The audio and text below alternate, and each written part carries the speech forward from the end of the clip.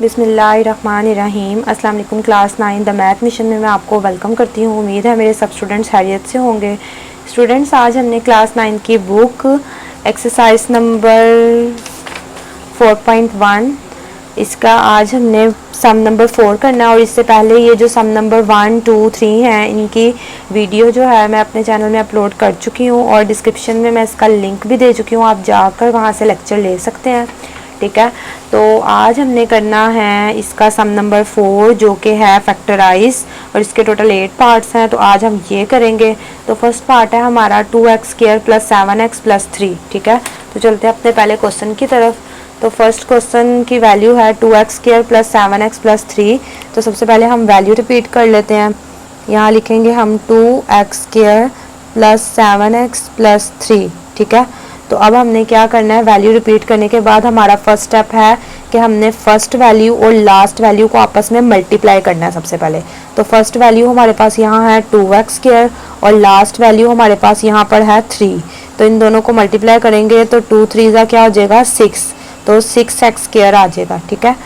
तो अब हमने क्या करना है, यहाँ पर ऐसे दो पेयर्स बनाने हैं कि मल्टीप्लाई करें तो 6x² आ जाए और प्लस करें तो यहाँ पर 7x आ जाए। क्योंकि यहाँ पर देखें सारे प्लस का साइन है, तो यहाँ पर जो भी पेयर बनाएंगे ना वो प्लस वाले ही बनाएंगे, ठीक है।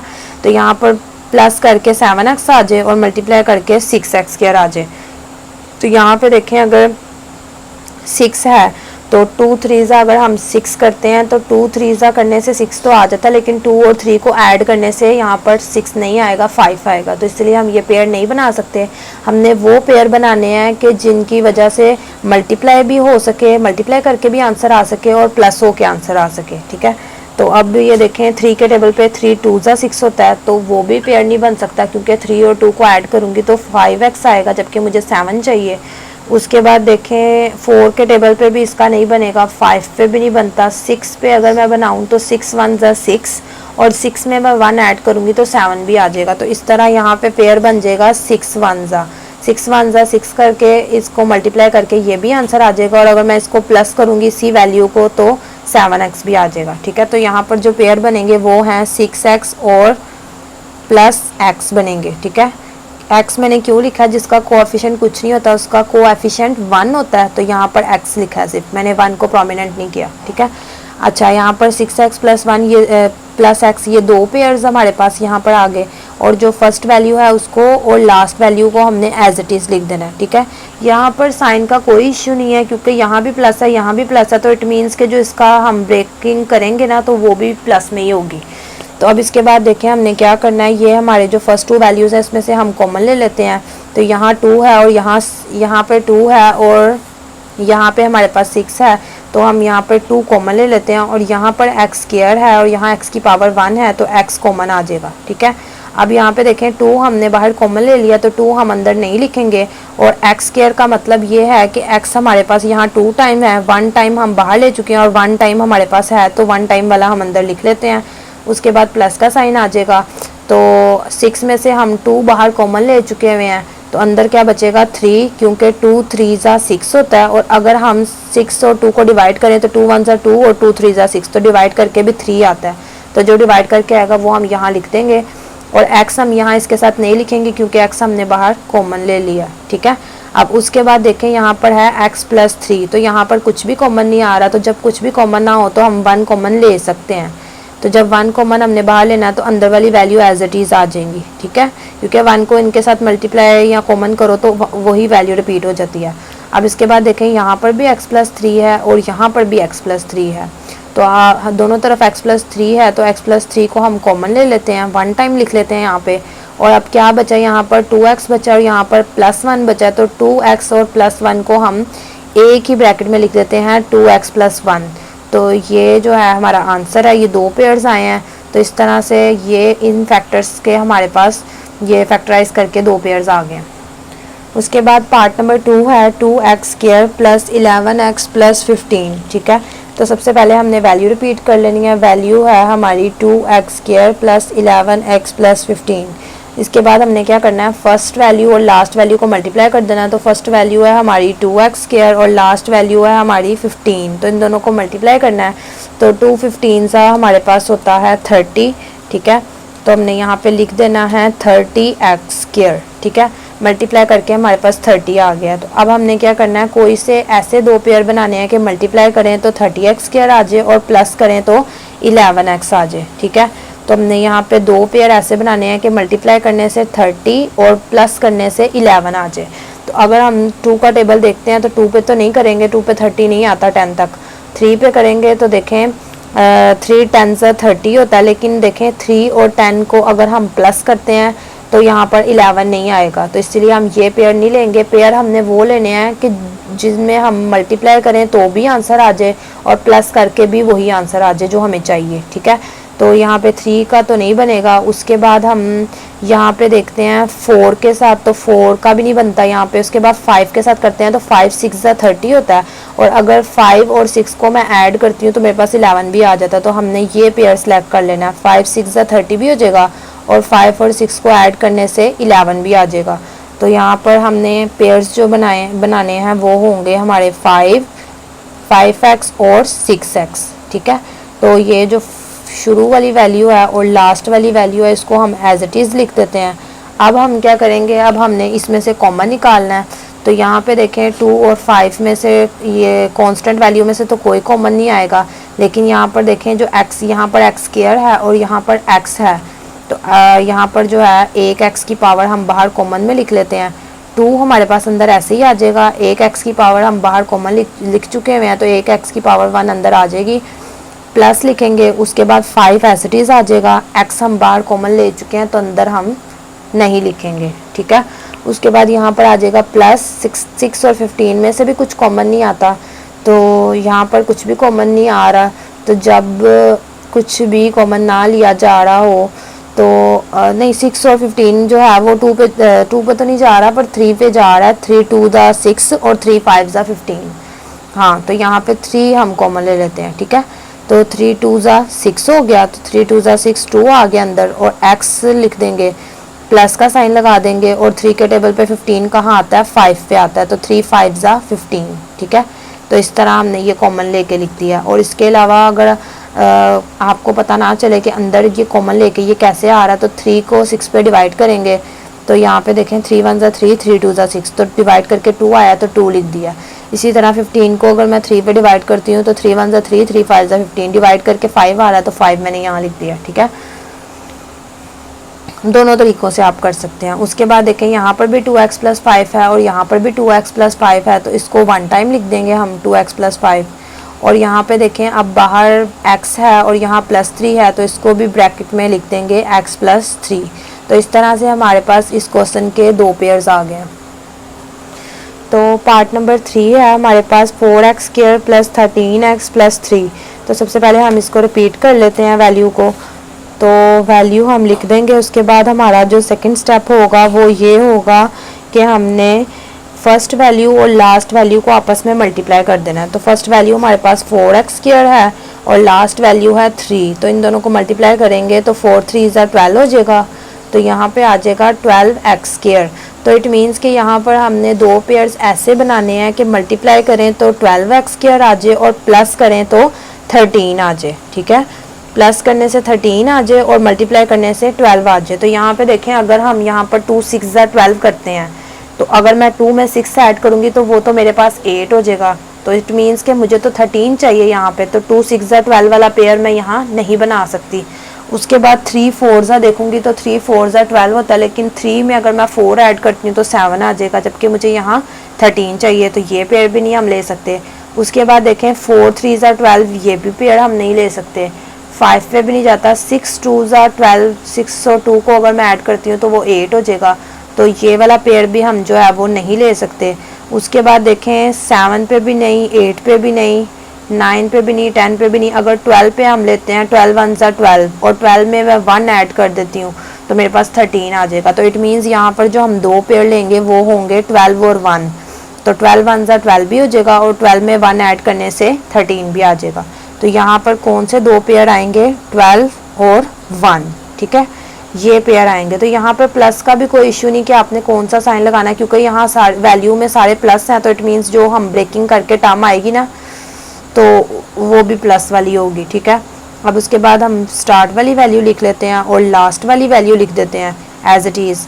उसके बाद यहाँ पर क्या करेंगे, ये जो दो हमारे पास वैल्यूज़ हैं इनमें से हम कॉमन निकाल लेते हैं। तो 4 कॉमन ले लेंगे हम बाहर, और x का यहाँ पर स्क्वायर है और यहाँ x है, तो एक x की पावर बाहर कॉमन आ जाएगी। अब देखें बाहर हमने 4 कॉमन ले लिया तो अंदर 4 नहीं लिखना, और x स्क्वायर का मतलब है x 2 टाइम्स है, तो 1 टाइम हम बाहर ले चुके हैं और 1 टाइम हम अंदर लिख देंगे। उसके बाद प्लस आ जाएगा।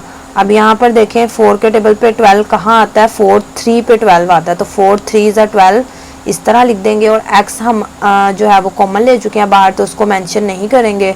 उसके बाद यहाँ पर प्लस आ जाएगा, और यहाँ पे देखें x प्लस 3 में कुछ भी कॉमन नहीं आ रहा, तो जब कुछ भी कॉमन ना आ रहा हो तो हम 1 कॉमन ले सकते हैं। तो जब 1 कॉमन लेंगे तो जो अंदर वाली ये हमने ब्रैकेट में वैल्यू लिखनी है ये हम एज इट इज़ लिख देंगे, ठीक है।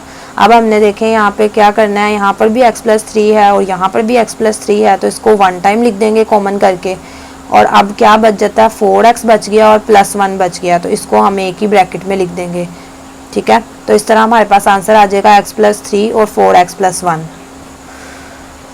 पार्ट नंबर 4 है हमारे पास 3x square plus 5x plus 2। तो सबसे पहले हम वैल्यू रिपीट कर लेते हैं, ठीक है। इसके बाद देखें हमने फर्स्ट वैल्यू को लास्ट वैल्यू से मल्टीप्लाई कर देना है। तो फर्स्ट वैल्यू क्या है हमारे पास 3x स्क्वायर और लास्ट वैल्यू क्या है हमारे पास 2, तो इन दोनों को हमने कर देना मल्टीप्लाई। तो 3 2 ज़ा क्या होता है 6, तो यहाँ आ जाएगा 6x स्क्वायर। तो अब हमने दो इस तरह के पेयर्स लेने हैं कि मल्टीप्लाई करें तो ये आ जाए और प्लस करें तो हमारे पास 5 आ जाए, ठीक है। 5x मल्टीप्लाई करने से 6x आ जाए और 6x स्क्वायर आ जाए और प्लस करने से 5 आ जाए। तो अब हमने क्या करना है, अगर हम यहाँ पर 2 3 ज़ा 6 करते हैं तो 2 और 3 को ऐड करने से प्लस 5x भी आ जाएगा और मल्टीप्लाई करने से 6x स्क्वायर भी आ जाएगा। तो हमने यहाँ पे क्या करना है, कौन से पेयर सेलेक्ट करने हैं, 2 और 3 सेलेक्ट कर देना है। तो 2 3 ज़ा 6 भी हो जाएगा और 2 3 में ऐड करेंगे तो 5 भी आ जाएगा। तो यहाँ पे हम दोनों पेयर लिख लेते हैं, कौन से दो पेयर्स आए हैं 2x और 3x।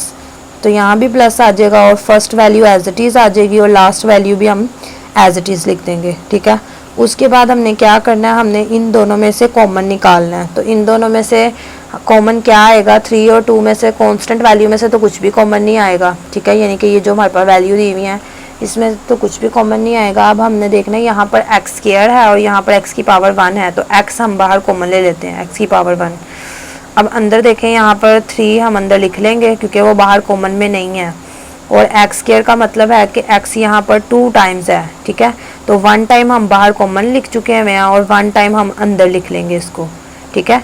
उसके बाद यहाँ प्लस का साइन है तो प्लस आ जाएगा, 2 बाहर हमने नहीं लिया तो इसको अंदर एज इट इज़ लिख देंगे, और x जो है वो हम बाहर कॉमन ले चुके हैं तो उसको अंदर हम मेंशन नहीं करेंगे, ठीक है।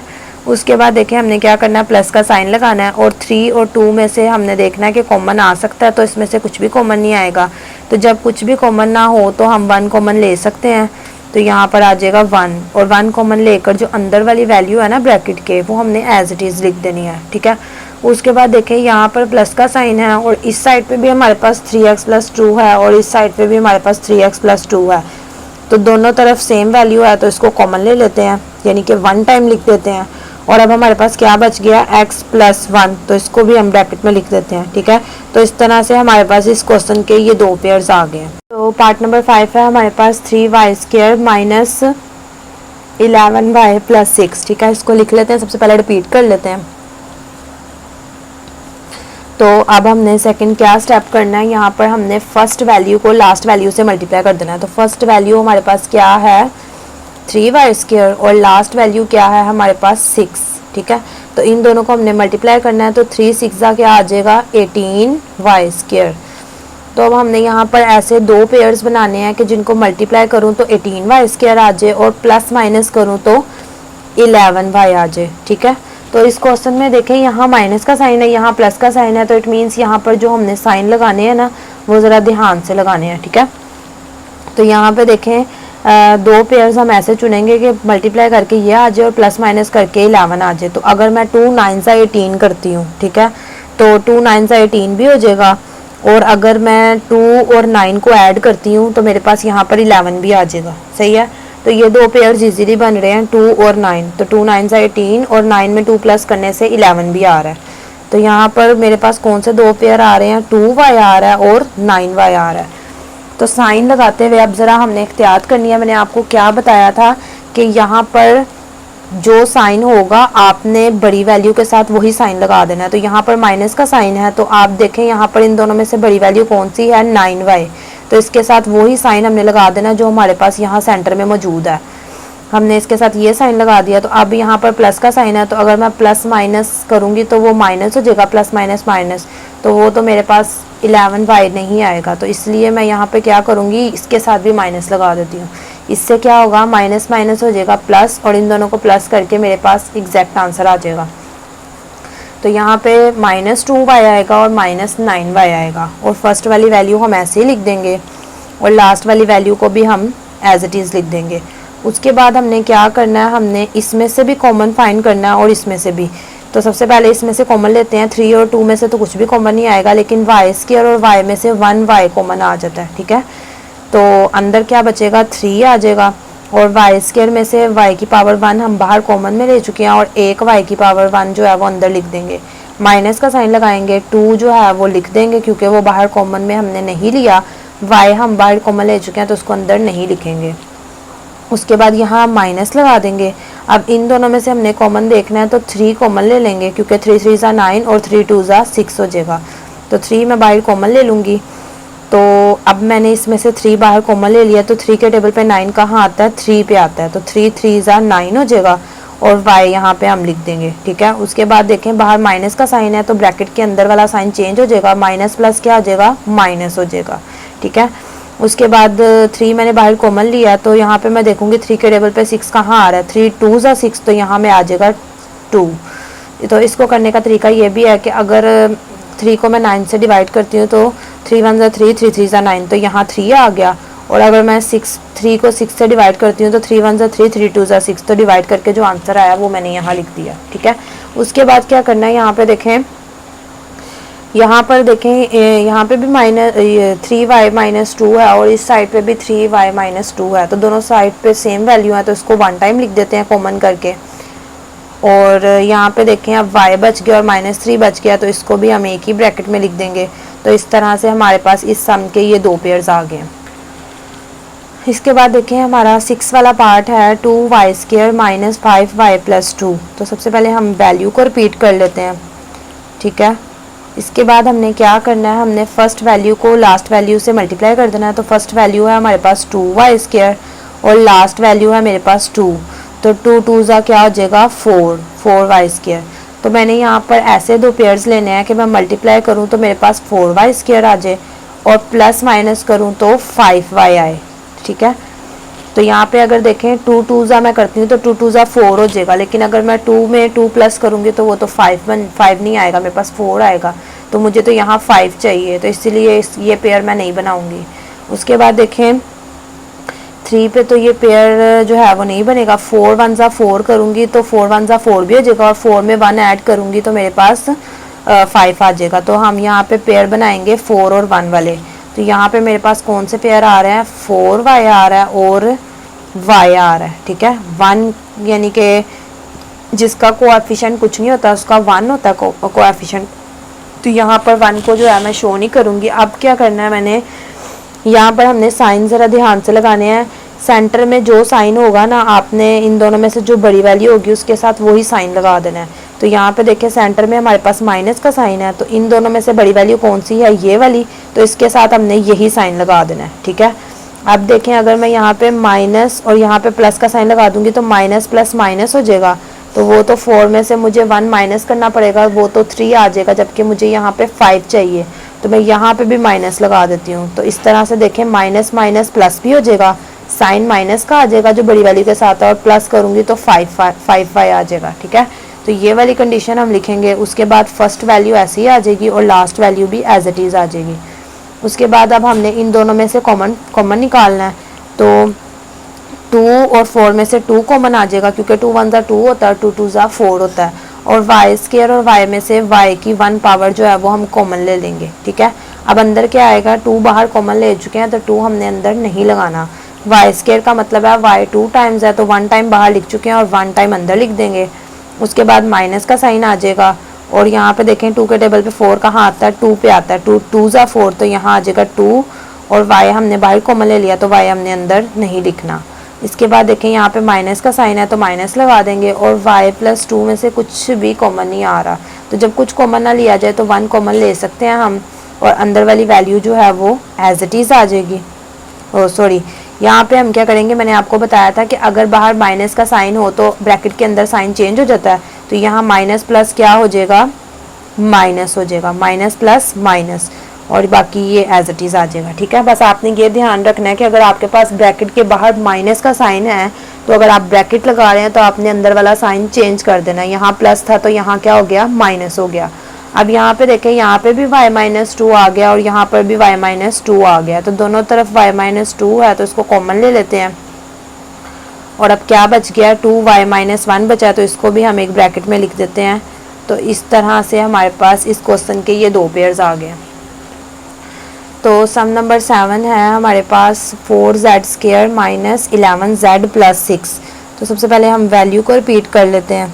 ठीक है, इसके बाद हमने नेक्स्ट स्टेप क्या करना है, हमने फर्स्ट वैल्यू और लास्ट वैल्यू को आपस में मल्टीप्लाई कर देना है। तो फर्स्ट वैल्यू मेरे पास है 4z स्क्वायर और लास्ट वैल्यू है हमारे पास 6, तो 4 को 6 से मल्टीप्लाई करूँगी, 4 6 24 z स्क्वायर आ जाएगा। ठीक है, तो अब हमने इस तरह से 2 पेयर्स बनाने हैं कि मल्टीप्लाई करूँ तो 24 z स्क्वायर आ जाए और प्लस माइनस करूँ तो 11 z आ जाए। ठीक है, तो 2 12 अगर मैं करती हूँ तो 2 12 24 हो जाएगा और 12 में से अगर 2 माइनस करूँ तो वो तो मेरे पास 10 बचेगा, जबकि मुझे यहाँ पर चाहिए 11।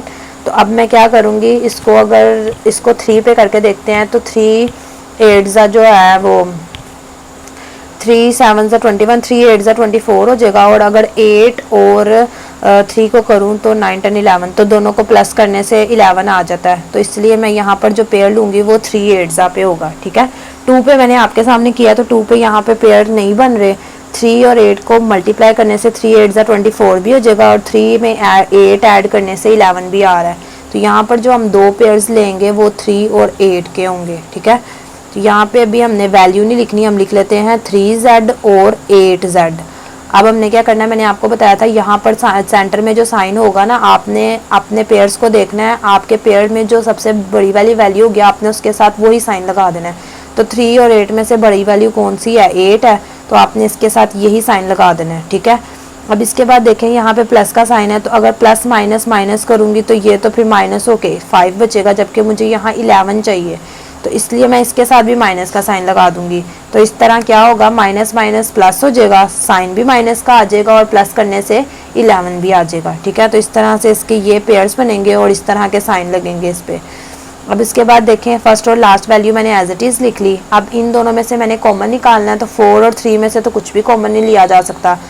z स्क्वायर और z में से हम z की पावर 1 कॉमन ले लेते हैं और 4 एज इट इज़ आ जाएगा अंदर, z की पावर 1 हमने बाहर कॉमन ले ली और एक अंदर लिख देंगे क्योंकि z 2 टाइम्स है।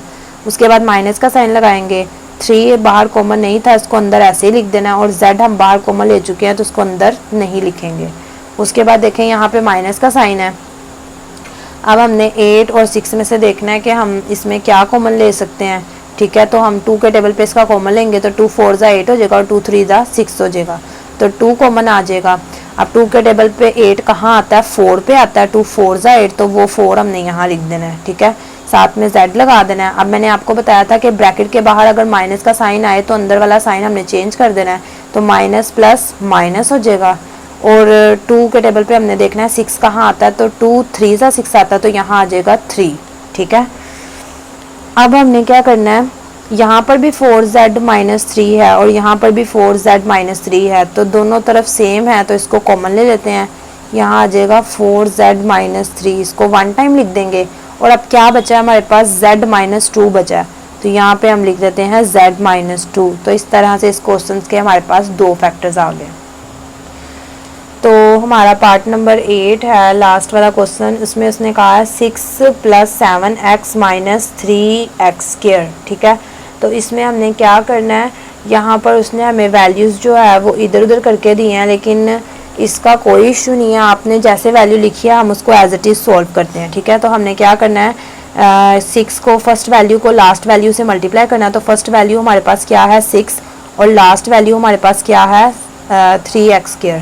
तो जब इन दोनों को मल्टीप्लाई करेंगे तो 6 3 18 हो जाएगा, तो यहाँ आ जाएगा 18x²। ठीक है, तो अब हमने ऐसे दो पेयर्स लेने हैं कि मल्टीप्लाई करूँ तो 18x² आ जाए और प्लस माइनस करूँ तो 7x आ जाए। ठीक है, तो अगर मैं 2 9 18 करती हूँ तो 2 9 18 हो जाएगा, और 2 में 9 में से अगर मैं 2 माइनस करती हूँ तो मेरे पास 7 भी आ जाएगा। ठीक है, तो इसलिए ये दो पेयर्स हम ले सकते हैं 2 और 9 वाला। 2 9 18 भी हो जाएगा और 9 - 2 7 भी आ जाएगा। तो यहाँ पे फर्स्ट वैल्यू मैंने ऐसे लिख दिया है, लास्ट वैल्यू भी मैंने ऐसे लिख दिया। आप सेंटर वाली वैल्यू लिखते हैं, वो हमारे पास क्या है, दो पेयर्स, एक 2x का पेयर है और एक 9x का पेयर है।